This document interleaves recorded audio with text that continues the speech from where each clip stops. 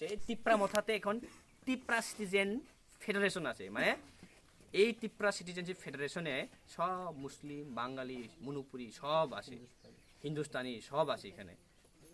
তাই আপনার কাছে অনুরোধ, সামনে বিধান কোনো তিপ্রা মথার নেতা বা কোনো তিপ্রাসের নেতা আয়া কইছেনি যে আপনি এই এদিশেরিয়া মাসলিতে এখানে থাকতে পারবেন না, কেউ কইছেনি। তাহলে এই কথাটা হচ্ছে জনগণের বিভ্রান্ত করার জন্য এবং জাতি উপজাতিদের মধ্যে বিভেদ সৃষ্টি করে।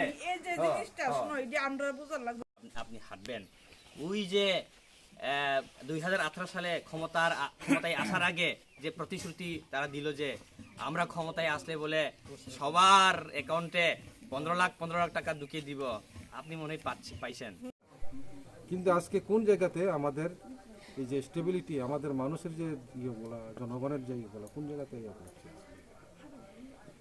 15 লক্ষ টাকা দিব কইছে, যার জনধন যোজনা অ্যাকাউন্টে পাইছেনি। পার্টি করে তারা বলে যে তিপ্রা মথা বলে শুধু তিপ্রা সাধন কাজ করে না, একটু আমার মানে তিপ্রা মথা আইলে বলে সব বাঙালিরা এখান থেকে তিপ্রা রাজ্য থেকে পাঠাবে বাংলাদেশে, এরকম অনেক কই। আজ পর্যন্ত এই ডিসিতে আমরা 2 বছর কাছাকাছি হইয়া গেছে ক্ষমতায়, কেউ আপনারা এক কইছেনি থাকতে পারবো না তিপ্রা? এই কথাটা হইলো মিথ্যা কথা।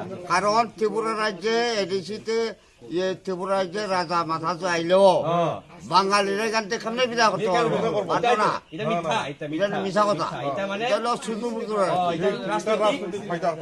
ওই যে কথা রাজা মাথা আইলে ত্রিপুরা পয়সা থাকতে পারতো না, জানি কথা এটা আমি মানে না কথা।